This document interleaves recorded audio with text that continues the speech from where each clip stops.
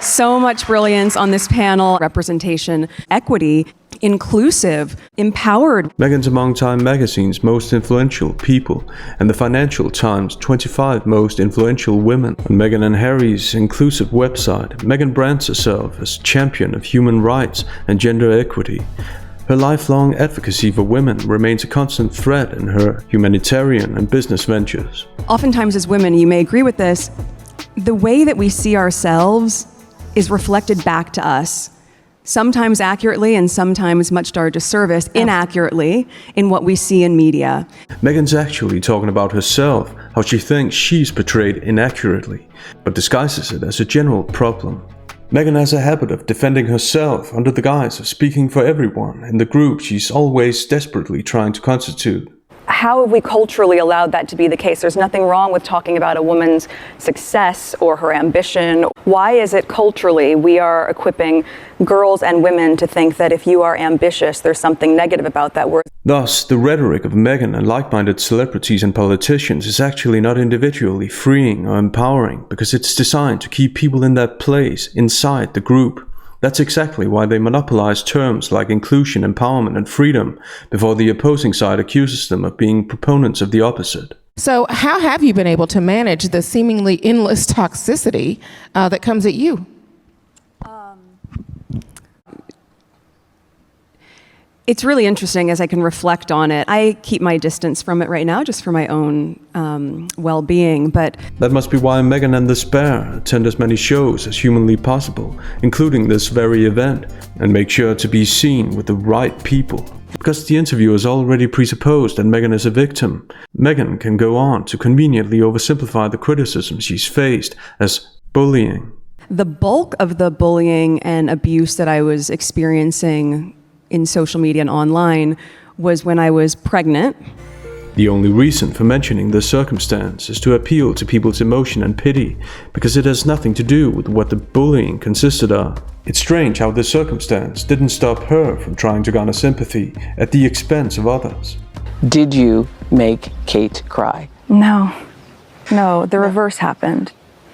A few days before the wedding, she was upset about something. It made me cry, and it really hurt my feelings. There was no guidance as well, right? There's no class on how to speak, how to cross your legs. In the following, she shifts to the impersonal pronoun you, associating with the audience in guiding them what to think about these events. And you just think about that, and to really wrap your head around why people would be so hateful. It's not catty, it's cruel. What's cruel specifically? Because the interviewer's already given Meghan the answer, Meghan's able to conveniently generalize all criticism as hateful. How does that fit into this incredible and brilliant conversation? As moms, it's such a tender and sacred time, and I think, and maybe in some regards because I was pregnant, that mammalian instinct just kicked in. Do everything you can to protect your child. But again, she was also a mom when she made problematic claims about the royal family. That's how it's made clear that she only refers to this circumstance when it benefits her narrative. What I find the most disturbing, frankly, especially as a supporter of women, is how much of the hate is women completely spewing that to other women. And I cannot make sense of that. The reason why she acts as if she can't make sense of that is because she wants people to think about themselves as group members so that they don't criticize her. The idea that you shouldn't criticize anyone who shares your innate characteristics is absurd. But then again, she doesn't call it criticism. No, it's all hate. Again, she's actually talking about her own situation, but she disguises it as a general problem. This is being streamed on one of those platforms. And it's also fantastic because people are going to have access to hear all of this brilliance and all of this insight. There are a lot of women that are at the highest level, executive level, who are great champions of women, who are great philanthropists, and they are working in these spaces, and yet they're allowing this kind of behavior to run rampant. And at a certain point, they have got to put the do's behind the says and really make some changes on a systemic level. And then, in other words, content that Meghan approves of is great. Content that she doesn't approve of is bad. And as we see next, she also has some authoritarian ideas on how to stop unwanted content. This isn't the rhetoric of a champion of anything. This rhetoric is aimed at controlling what other members of the group say and do, thus devaluing the independence of each individual in the very demographics she pretends to advocate for the independence of. Meghan continues to speak on her own behalf, pretending to speak on behalf of the community she's desperately trying to constitute. You know, on the flip side of that, we have a responsibility in all of that. The systemic change has to happen at the same time as the cultural change is happening, because if you're reading something terrible about a woman, why are you sharing it with your friends? Why are you choosing to put that out in the world? Maybe because it's true, because everything isn't simply hate, no matter how much you want it to be. Maybe because innate characteristics don't determine whether or not you can criticize someone. Maybe because people have ears and know manipulation when they hear it. Women especially, well, all people, you want to feel seen and you want to feel heard. And community is a huge, vital piece of that, because when you're part of a collective and you feel as though someone is seeing you, really listening to what you have to say, at a certain point you feel empowered when you don't feel alone. Right? The irony of talking about feeling seen and heard and empowered in a community that only sees and hears opinions that align with theirs. And so the collective of all of us working together, understanding the shared goal that is in the best interest of our shared humanity is just key. You can't do it by yourself, and I don't think you want to. Translation time. The shared goal is to silence the voices that go against the group's voice. I have found myself having at times to modulate myself in order to win. And I don't think there's anything wrong with that.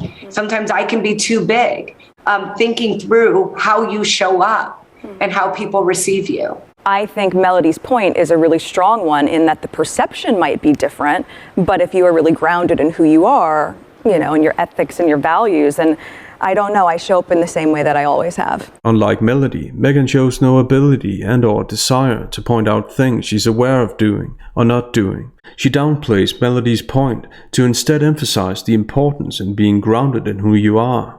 I think Melody's point is a really strong one in that the perception might be different, but which, unsurprisingly, is more self-praise.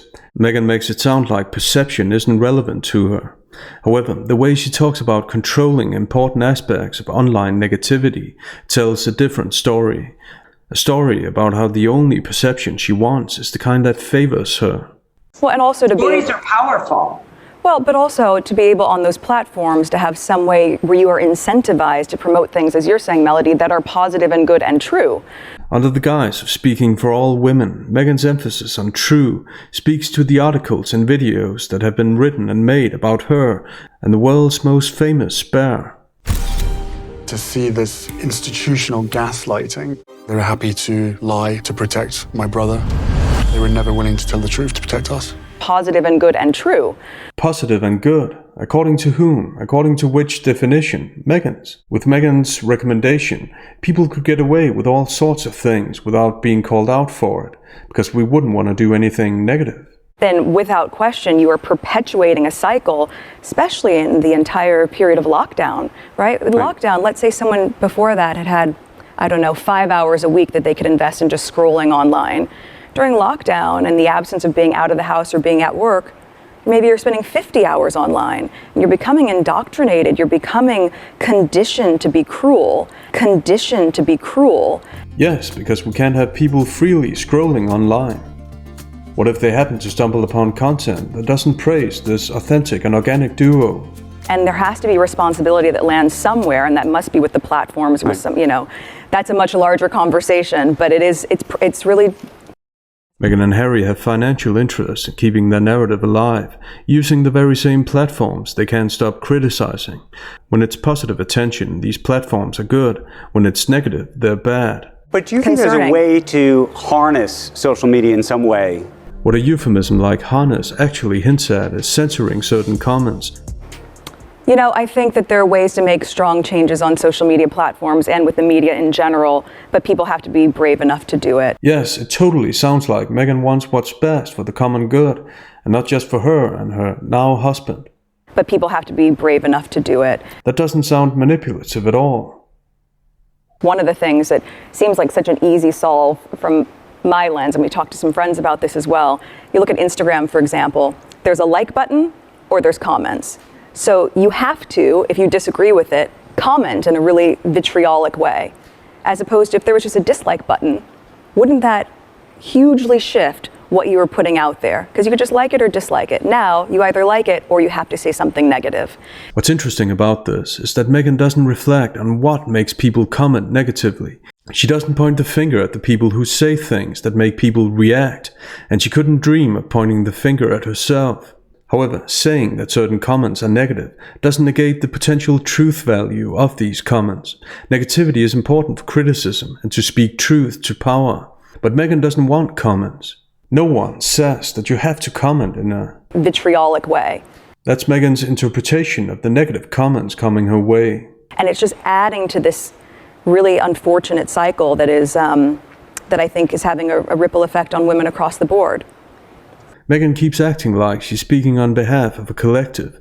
It speaks volumes about modern journalism, so-called, that she gets away with this without a hint of critical counter-questions. But I guess this is Meghan's definition of positive journalism, positive reporting. The kind that favors her and like-minded celebrities and negates critical thought and unites the world in senseless cheering. Well, firstly, I would urge you not to read tabloids because I don't think that's healthy for anyone. Hopefully one day they come with a warning label like cigarettes do, like this is toxic for your mental health. But wait, that sounds like a negative comment. I thought we weren't supposed to encourage negativity. And what would be better for people's mental health? To read positive-only articles that couldn't stand scrutiny. Also, there's much irony in the fact that Meghan and the Spare spend so much time talking about the press that they've made a fortune on complaining about. Without the press, no millions of dollars. Ironically, this interview is proof that a critical press and critical commentaries are needed. If you know the difference between right and wrong, you must stand up for what's right, and that's what I'm doing. But even down to like the national anthem. No one thought to say, oh, you're American, you're not gonna know that. That's me late at night Googling, what's the national, I've gotta learn this. You must stand up for what's right, and that's what I'm doing.